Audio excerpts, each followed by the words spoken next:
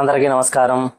భారతదేశంలో వ్యవసాయం అనేది కేవలం ఒక వృత్తి లేదా ఆర్థిక లావాదేవీ మాత్రమే కాకుండా శతాబ్దాల కాలంగా మన సంస్కృతి, సామాజిక జీవనం మరియు గ్రామీణ కుటుంబాల మనుగడకు ప్రధాన మూలస్తంభంగా నిలిచింది. మన దేశంలో పొలాల్లో విత్తనం విత్తి ధాన్యం పండించే ప్రతి ప్రక్రియ వెనుక ఒక సుదీర్ఘమైన చరిత్ర, భౌగోళిక వాతావరణ పరిజ్ఞానం మరియు సమర్థవంతమైన పాలనా యంత్రాంగం దాగి ఉన్నాయి. పల్లెల్లో ఉండే రైతులకు మరియు పాఠశాలలు, కళాశాలల్లో చదువుకునే విద్యార్థులకు మన వ్యవసాయ రంగానికి ఉన్న చారిత్రక నేపథ్యాన్ని, నేడు మనం ఉపయోగిస్తున్న పరిభాషను మరియు భవిష్యత్తుకు మార్గదర్శకంగా నిలుస్తున్న నూతన సాగు పద్ధతులను సరళమైన వాడుక భాషలో వివరించడం ఎంతైనా ఆవశ్యకం.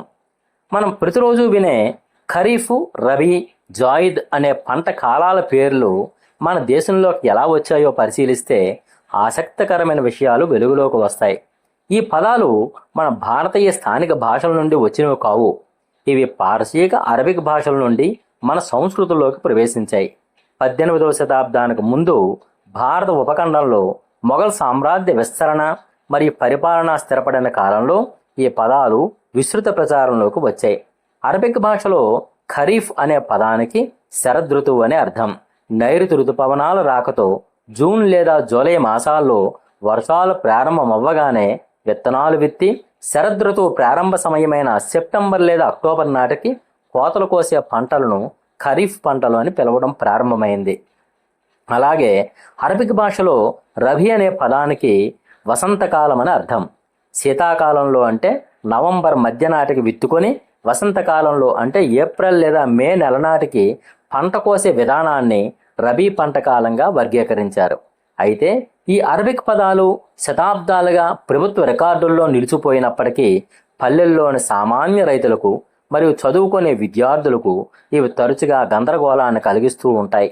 ఈ ఇబ్బందిని తొలగించి మన వాతావరణానికి మరియు రైతు జీవన విధానానికి అనుగుణంగా ఉండాలనే ఉద్దేశంతో తెలంగాణ ప్రభుత్వం ఒక గొప్ప నిర్ణయం తీసుకుంది.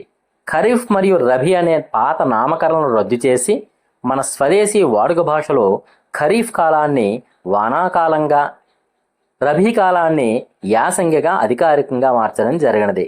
ఈ మార్పు వల్ల ప్రతి ఒక్కరికి ఏ కాలంలో ఏ పంట వేయాలో వాతావరణ పరిస్థితుల్లో ముడిపెట్టి సులభంగా అర్థం చేసుకోవడానికి వీలు కలిగింది. వ్యవసాయంలో పంట కాలాలను వర్గీకరించడంతో పాటు ఆ కాలాల్లో ప్రభుత్వం శిస్తు లేదా పన్ను ఎలా వసూలు చేసేదో తెలుసుకోవడం విద్యార్థులకు ఎంతో ప్రయోజనకరం.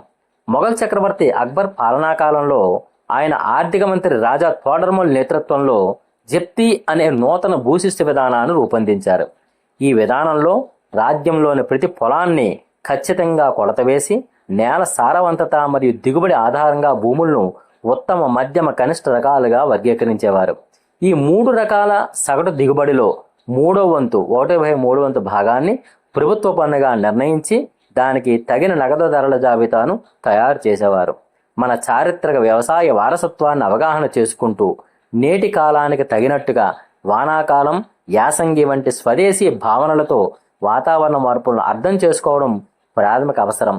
అదే సమయంలో హరిత విప్లవం తెచ్చిన రసాయన విపత్తు నుండి విముక్తి పొంది నేలను, పర్యావరణాన్ని మరియు మానవ ఆరోగ్యాన్ని కాపాడే ప్రకృతి వ్యవసాయ విధానాలను విస్తృతంగా స్వీకరించాల్సి ఉంది.